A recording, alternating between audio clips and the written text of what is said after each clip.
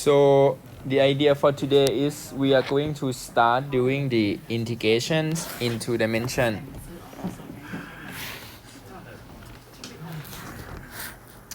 Okay, so when we talk about integration into dimension, we need to make sure that everyone know how to draw the domain first, because the domain is very important for double integrals. So the idea of this chapter is we are going to learn how to extend the idea from one dimension to two dimension. First of all, let's try to review what we have from calculus 1. This is a thing that I think we talk a little bit, but we don't test you a lot on the idea behind the integration, but we're gonna review it again here. So in calculus 1, when you learn integration, so you're gonna have integrate a to b, right? Fx dx. If you know that fx bigger than or equal to 0, so this is a function that is always positive, right? This is the function fx, positive function. So I assume that the function is positive. So everyone used to integrate a to b fx dx, and then we know that this is actually the area under the curve. Area under the curve fx from x equal to a to x equal to b. So this is the meaning of the integration. So it's area under the curve fx from x equal to a to x equal to b. This is actually area above the x-axis because everything is positive. When you want to find the area here, so you have two ways to do it. The first way you can use actually the Riemann sum. So what you can do is you can imagine that if you want the area under the curve here, so what you can do, the first way is you can try to slice everything, chop it up into small pieces. So you can start from A to B, and then you chop it up to n pieces, and then you're trying to compute the area on each stack, and then after that you sum it all. So the idea is you can start from you split A to B to n pieces, and then you call that each one it's gonna be delta x with length delta x. So at each one delta x here, so you know the length already, it's gonna be delta x, but the height you just pick one point in the middle, and then you calculate the area of the box here, right? Using the delta x to be your width, and then your height it's gonna be just the height of the middle point. So you keep doing it with all stack here. So at the end you're gonna get the approximation. Does it make sense? You're gonna get the approximation here. Like every time you you just pick the middle one, pick the middle one, pick the middle one, and then you're gonna get the approximation. So what you do is you call the middle point that you pick x star, and then you take f, so you get the height, and then you multiply with delta x. So fx star times delta x, this one gonna be the area for one box here. And then if you sum it all, so it means you compute all area of those boxes, so you sum from I to n. So once you compute this thing is called Riemann sum. And then once you get the Riemann sum, this is the approximation of the area under the curve. But if you keep splitting the stack here n with so many pieces, so the approximation gonna get better, and it's similar to we take limit when n go to infinity, so you can like slice it infinitely many times, and then this is going to be the same thing. So at the end it's gonna give you the area under the curve, and we call this thing integral from A to B. This is the standard. This is the first way that people do when you want to find integral from a to b of a function f. So we're gonna just find the Riemann sum and then we take the limit. But this way, this is correct way, and this is the way that people usually do before we discover the fundamental theorem of calculus. This one is hard to calculate. Hard to calculate. So we're trying to avoid this one, and what we do is we use the fundamental theorem of calculus. Fundamental theorem of calculus. This is a lot easier because in order to integrate a to b fx dx, what you do is you find the antiderivative, which is the capital F, and then you plug in at x equal to a and b. So this is what we usually do in calculus 1. So if you want to integrate fx dx, so you just from a to b, you find the antiderivative and then you plug in at a and b. So this is a quicker way to do it. Quick way to evaluate integral.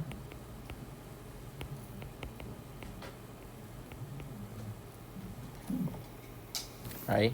Does it make sense? So something that you probably already forgot about the Riemann sum, we're gonna use the idea here to extend it in 2 dimensions later.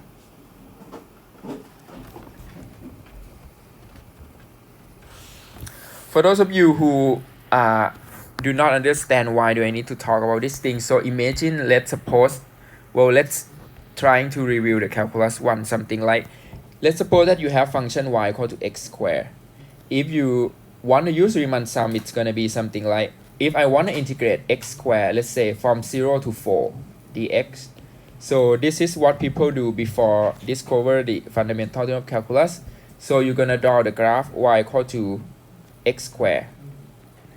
And then from 1 to 4, you're going to, from 0 to 4, for example, you're going to chop it up to small pieces. For example, you chop it into 4 pieces. 1, 2, 3, and 4. And then every time you're going to use the middle point to be your approximation. So this is going to be your stack. So this is going to be your stack here. This is going to be your stack here. And this is going to be your stack here. So basically you're going to use f 0.5 to be the representation for the first stack, and then you multiply with the delta x, and then you use f 1.5 to be the representation for the second one, and then you do f of 2.5 times delta x and f 3.5 times delta x. So basically you the f 0.5, f 1.5, f 2.5, f 3.5, this is actually the height of each one, and then you multiply the height with the width here, delta x, and here delta x equal to 1, 1, 1, 1. Here you plug in, so you get 0.5 square plus 1.5 square, because the function is x square, and this is actually 2.5 square, and then plus 3.5 square. And once you sum them all, so you're gonna get one number here in the box. So that number gonna be the approximation of the area under the curve. Does it make sense? But if you do it like so many stack, if you take n greater than 4, like you do infinitely many times, so it's gonna be smoother, and at the end you're gonna get the Riemann sum, and it's gonna be a good approximation at the end. This is the standard way that people do. We call this thing, we use the Riemann sum. Riemann sum approach. We don't do it for in practice, because in practice we're gonna say that, okay, this way is way too slow and tedious to do it, because you have to take a look at Riemann sum and take limit. So what we're gonna do is we're gonna just find the antiderivative and then plug in. This is what we use called fundamental theorem of calculus. And that would be your answer. Quicker and more efficient when you compute. This is called the fundamental theorem of calculus. 64/3.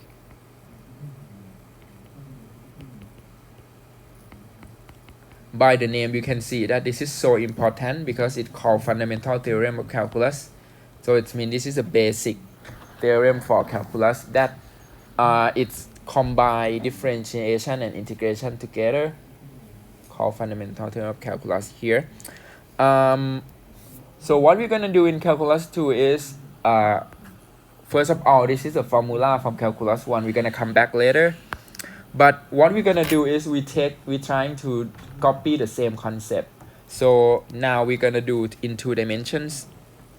We're gonna split the domain that we have into small pieces, and then at each one, so you're gonna just compute the volume of the box, and then once you do it so many, you split it x and y like infinitely many times. This means you take limit m and n go to infinity, so the surface is gonna be smoother, and at the end you're gonna get a volume.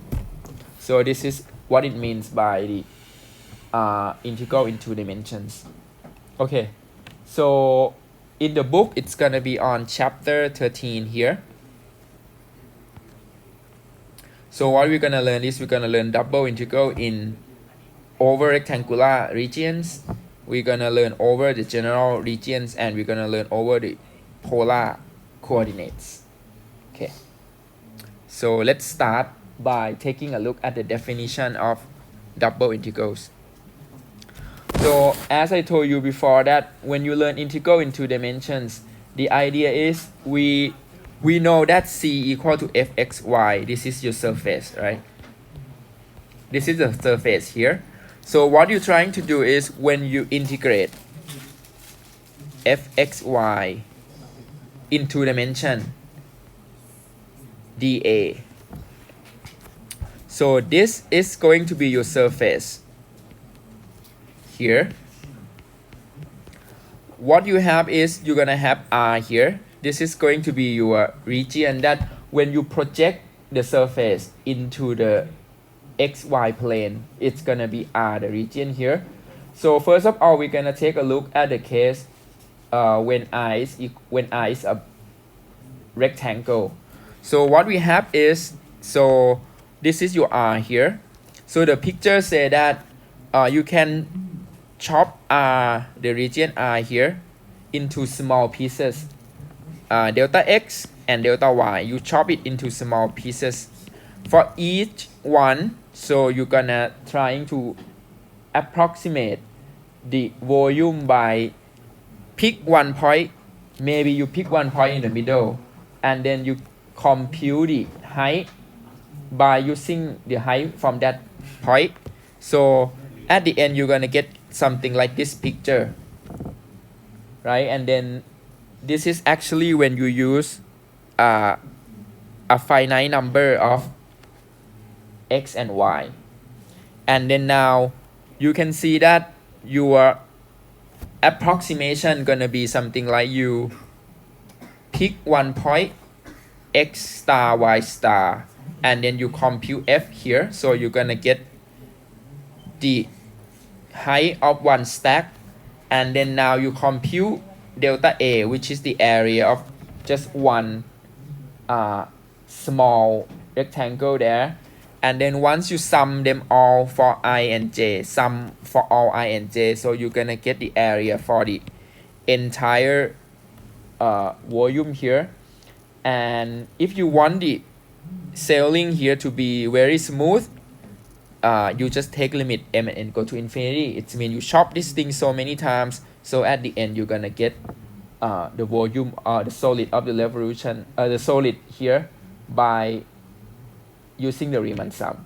This is actually what we call the Riemann sum here. But you know, like people, when you learn calculus, you seems to like skip this part because this is the theory behind it. So what students usually do is they usually just care about how to integrate using the formula. But this is actually the real definition of the integration.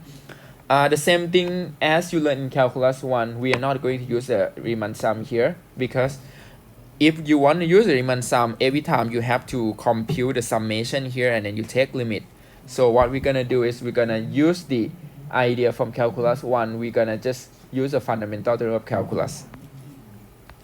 But here this is the real definition. You can see that if you use m and n equal to 4, so you're gonna get the rough volume. If you use m and n bigger, so you're gonna get better volume. And then if you use m and n bigger, you're gonna get better volume. Okay, this is what you do in theory, but the idea behind the integration. But what you do in practice, you're gonna just integrate it by using the fundamental of calculus. So what you do in practice, you're gonna just integrate by keeping one variable constant, another variable to be variable, and then you can integrate it. So let's start by taking a look at example 34. I want you to integrate 2 times double integral 16 minus x squared minus 2y squared dA, where the domain of the integration is 0, 2 times 0, 2. When you see this notation, it means you're gonna integrate x start from 0 to 2 and y start from 0 to 2 as well. So this is the same domain x and y. And when you integrate it, 16 minus x squared minus 2y squared dA. So you have to set up the integral first over r. So it's gonna be something like you integrate 16 minus x squared minus 2y squared. You can pick dx dy or dy dx if you want to. So here we're gonna pick x first. So 0 to 2, 0 to 2 here. Well, if you want it to be more harder, you can change the number here to be, let's suppose if I change y to be 1 to 3, so you can switch this to 1 to 3. But for this case, you're gonna do the same number because it's 0, 2 times 0, 2, right? And then when you integrate it, now you don't have to do the Riemann sum. So you can just taking the idea from calculus 1 that, okay, when you want to integrate dx, it means you keep y constant. So you keep y constant here. So you're gonna have integrate 0 to 2 dy. So I'm gonna just trying to simplify the thing inside first. So I'm taking a look at the inside the parentheses here first. So integrate dx, so you get 16x minus x cubed over 3 minus 2y squared x, and then I evaluate at 0 to 2. Okay, this makes sense. So you integrate the inner function here with respect to x. You keep y constant, so it means 2y squared here gonna be constant. So when you integrate, you're gonna get 2y squared multiply x, and then here 16 multiply x, and here x squared, you get x cubed over 3. And then once you plug in x equal to 2 and 0, you're gonna have no x left. So this is 32 minus 8 over 3 minus 2 times y squared times 2, which is 4y squared. And then you minus 0, 0, 0 dy. So it actually you plug in here and here, x equal to 2 and 0, plug in there, and then you get 32 minus 8 over 3. This is actually a number.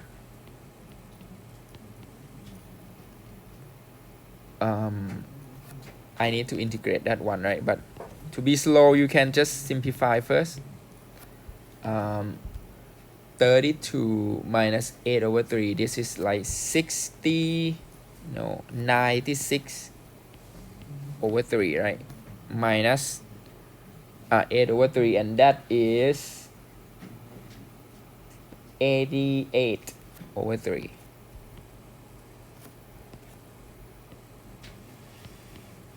The calculation is a little bit tedious here because you have 96 minus 8. So it's 88. And then now you integrate from 0 to 2 dy. So now you're going to get 88 y over 3 minus 4y cubed over 3. And then you plug in from 0 to 2. Well, I want to change number so it's different because it is much better when the number is different, so you can see the difference here. 0 to 1. Let's say we're going to change it 0 to 1, for example. We're going to change this thing to 1. Change the equation to 1. So you can see the difference between x and y. And then now 0 to 1. And then once you plug in everything, so you're going to get 88 over 3 minus 4 over 3, which is 84 over 3. And the number you get 28, right? Yes, 28. So this is the number. So this is the first way that you can do the integral. The second way that you can do is you can also integrate. Use 0 to 1 first inside, and then 0 to 2 from outside. 16 minus x squared minus 2y squared dy dx. This is also good as well. You can do it with the order of integration that you can do dx dy or dy dx. It doesn't matter which one that you're going to use first. If you use the x first, put 0 to here and y 0 1 here outside. If you use y first, 0 1 here, dx 0 2 outside. Here you're going to do integrate with respect to y first. The answer going to be the same. You should get 28 after you integrate. Must be the same. Does it make sense? This is the second way to do it. The third way that you can do it is you can use a Riemann sum. But that one is going to be way too tedious. We're not going to do it. You just compute the summation, which is harder than this one, and then okay. This is the first method, the first way to do it. The first way to do it, you use the order of integration dx dy. This is the first way. This is the second way to do it. So you can use the order of integration dy dx. Okay, there are two ways to do it for now.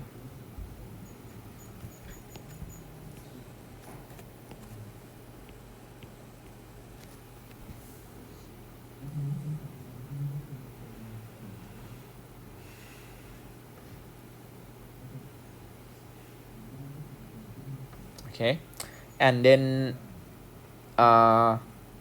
if you want to use a Riemann sum, what happens is that you're gonna just start from, can I just draw the sketch of the Riemann sum here? If you want to use a Riemann sum, what happens is you're gonna just start from x equal to 0 to 2, y equal to 0 to 1, and then you slice into each pieces. Let's say you slice it n m pieces for x, and then you do n pieces for y. And then once you do it, so you're gonna do like, you're gonna have the length 2 over m, right, for the x axis, and then you're gonna have the length delta y to be the delta y to be 1 over n here. So it's actually, this is actually your delta x y here, gonna be that one, and then you multiply with the function f at x star y star. So you have to pick x star y star and then multiply that thing. X star y star, it's gonna be 16 minus x star minus 2y star, and then you multiply with the 2 over mn, and then you take the summation 2 times with respect to m and n, and then you take limit m and n go to infinity. This is the way that you're gonna use the Riemann sum. You can see that using the Riemann sum is so tedious because the summation gonna give you super hard time to compute, and then after that you have to take limit as well. But x star y star here, you have to pick the one that you need to have the formula. If you pick the middle one, you can pick the middle one. You can just pick any formula x star and y star you want, but make sure that it match with the formula of f. So this is this way that if you don't want to use the fundamental theorem of calculus, it's gonna be super hard. So usually we're trying to avoid the Riemann sum here. We're gonna use the fundamental theorem of calculus a little bit easier this way. Alright, example in the book that show you the same thing here. They said that you can choose a convenient order of integration if you want to. For example, they want to integrate double integral y e to the x y dA. So you can see clearly that if you integrate y e to the x y dA, and then they said that the domain of the integration is x between 0 1 and y between 0 and log 2. You can see that you have two ways to pick dx dy or dy dx. But if you want to pick dy dx first, dy dx, it means you do the dy first. But this integration is not easy when you do integrate y first, right? Because you have y together with e to the x y. So it's going to be y multiplied with exponential function of y. So if you pick dy first, you have to use integration by parts. So if you pick the x first, easier because y is constant, you can pull out y. So sometimes you need to be smart in terms of you pick the order of integration you want. For this question, they tell you that, hey, we're gonna just trying to pick dx dy now if you want, because if you pick dy dx, you have to use integration by part, and we don't want to use integration by parts. So what we want to do is, you pick dx dy, it's smarter that way. So once you pick dx dy, integrate easier, and then you get the answer. Anyone know how to get this, right? Is it way too fast when they do this thing? So what they do here is just like, you can imagine that they do integrate 0 to log 2, and then you integrate y e to the x y dx. Here it's mean like you pull out y first because y is constant, and then you have 0 to 1 e to the x y dx dy, and then now you need to compute something inside here. But now keep in mind that y is constant, x is variable, so you're gonna integrate y, and then you integrate e to the x y dxy, because y is constant, so you have y here. Does it make sense? And then you cancel y, short, and then you're gonna have this thing back. So I know like probably on about half of the class need more steps here.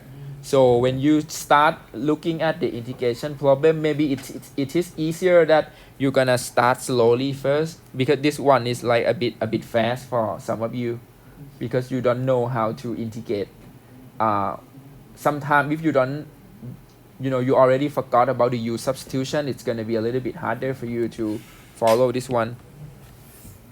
Okay, so we learned from this example that it is critical that you have to pick the x dy or dy dx depend on the question.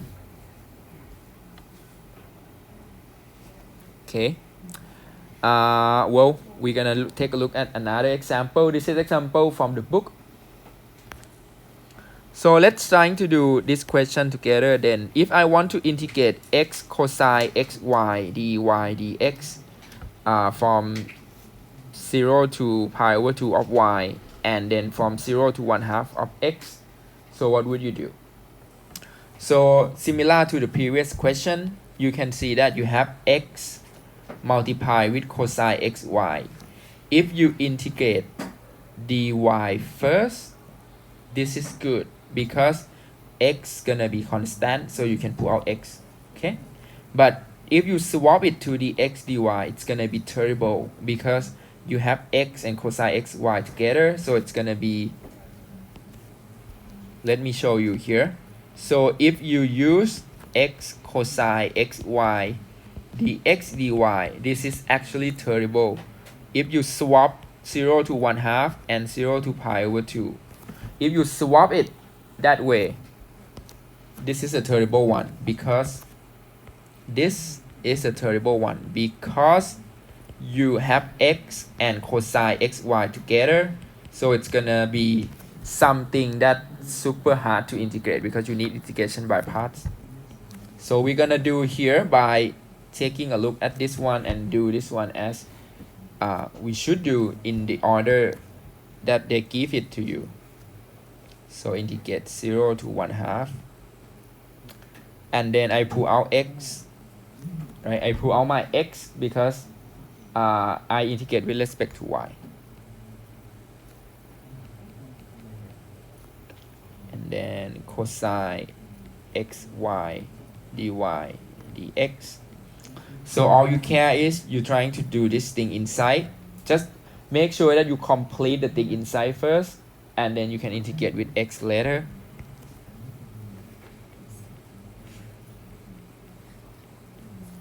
X, and then here you can integrate that one inside the red parenthesis here. So integrate cosine xy dy, so you're gonna get, integrate cosine, you get sine, right? Because dip sine, you get cosine. So integrate cosine, you get sine. Sine xy, but here because you have dy over there, so you can switch it to dxy and then over x, okay? And then you plug in x equal y, sorry, not x, y equal to pi over 2 and y equal to 0. Can everyone follow the thing inside the parenthesis here? Just using the u substitution. If it is way too fast for you, pick u to be xy and then do cosine u du. It's gonna be the same thing.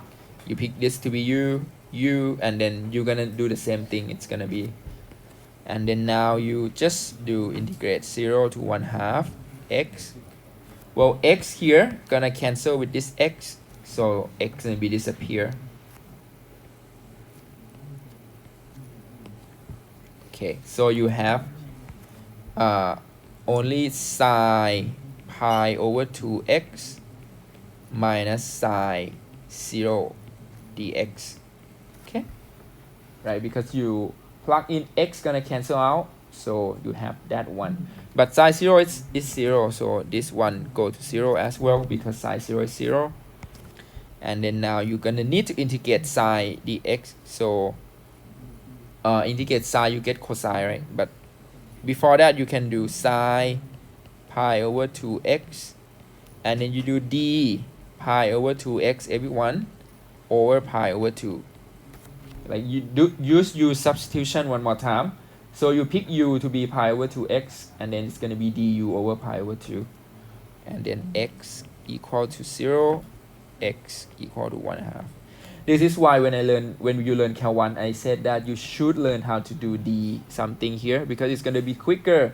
But if you use u substitution all the time, it's gonna be take you 1 or 2 more lines to just change u, and you're gonna get tired at the end. Like, oh, one question, why do I have to do a lot of u substitution? But please learn how to do this. Is quicker. Like the whoop whoop, like pick u inside d here, and then this thing gonna be 2 over pi, right? You swap it and then you integrate it, so you get cosine, negative cosine, right? Integrate sine, you get negative cosine, and then you plug in x equal to 1/2 and x equal to 0. We almost done here, and then you plug in everything back, so you're gonna get 2 over pi minus cosine pi over 4 plus cosine 0. So the answer gonna be 2 over pi times minus 1 over square root 2 or square root 2 over 2 doesn't matter. And then right, cosine pi over 4 is square root 2 over 2 as well. And then cosine 0 is 1. So you leave the answer here. Okay, this is how you do the integral into dimensions. Make sense?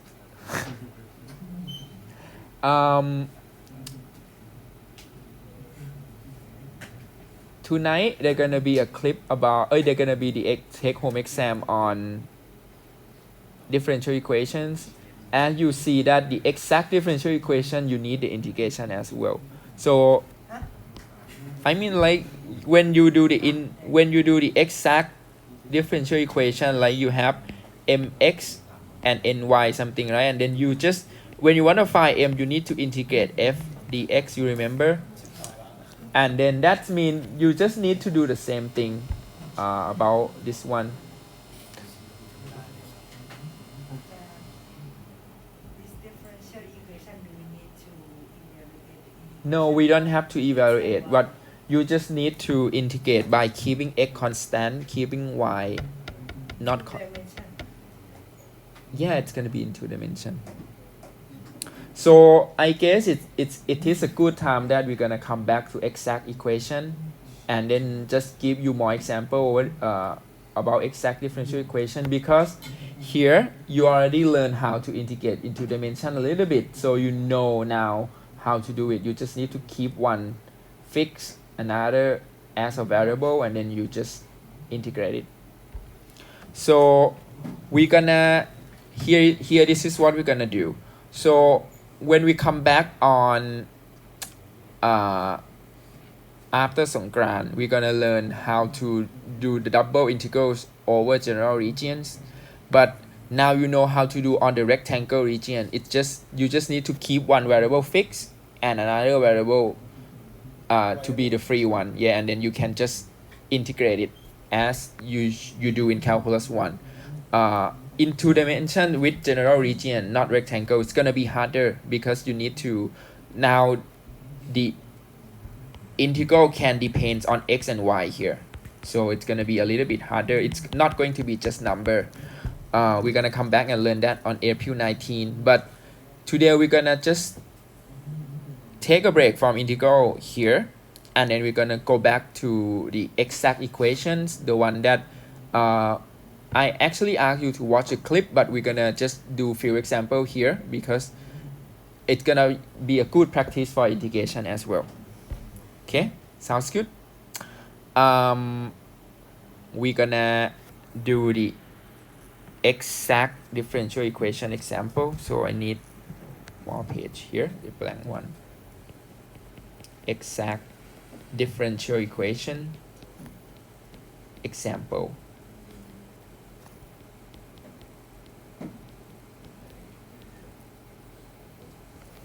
So we're gonna just taking a look at what we have before. This is the deep equation that we have before.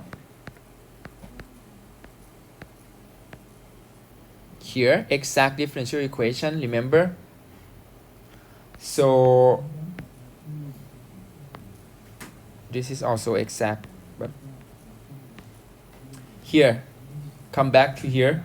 Use the test of exactness to show that the differential equation here is exact, and then solve for the general solution. So what you did before is you start from saying this is your m, saying this is your n, and then you do m differentiate with respect to y, so you get this one, and then you do n differentiate with respect to x, and then you get this one. They are the same thing, so it is exact. So you show first the differential equation is exact. Does it make sense? And then now you once you know that the differential equation is exact, so you wanna solve for the solution. So we're gonna learn how to solve it again one more time. So I'm gonna copy this one, copy this one and then I'm gonna show you how to do it. Paste. Before we already did that. We checked before that this differential equation is exact.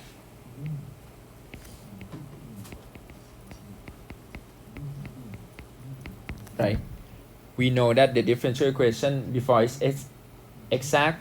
Now we're gonna solve for the solution. So once you know that the differential equation is exact, the solution gonna be fxy equal to some constant c. This is the general solution. But how do you find the solution f here? So the theory say that, well, you know that the solution gonna be in the form fxy equal to c, where you go back here,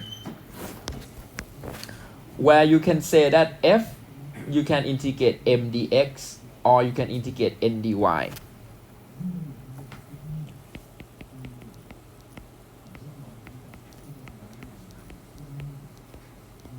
So you can pick any one you want, m dx or n dy. Either one, it's going to be okay. So for example, if I pick the second one, I pick n dy. This one, if I pick this one, so it's gonna be something like you start from f equal to integrate n dy here. I pick that one, and then now I'm gonna have integrate x square cosine xy and then plus e to the y dy, right? Now you already learned integration a little bit, so you know that if you want to integrate dy here, so first of all you can split it into two terms, x square cosine xy dy plus integrate e to the y dy here.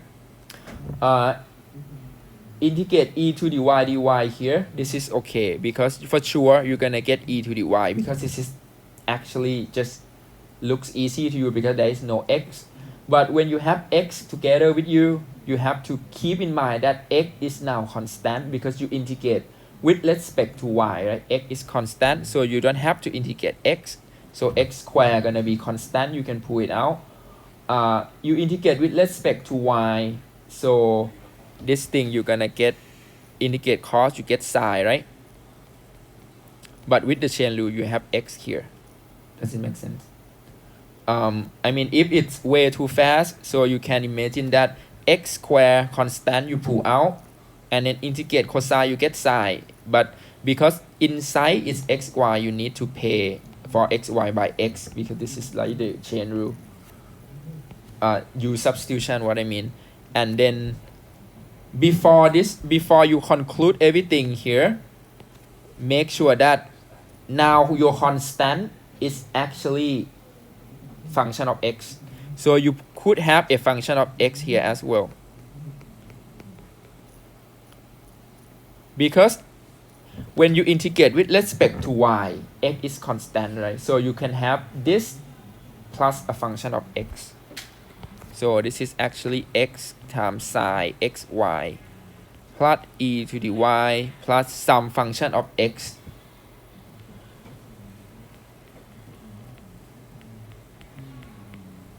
Does it make sense?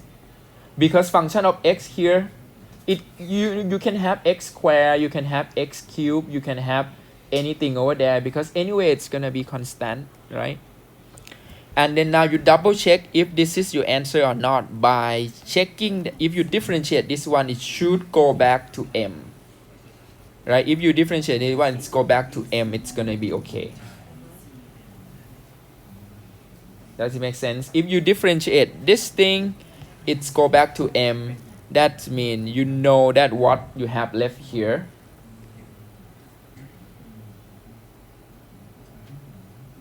So if I differentiate x psi xy here, so I'm pretty sure I'm gonna get back this one because by the product rule I'm gonna get xy cosine xy plus psi xy.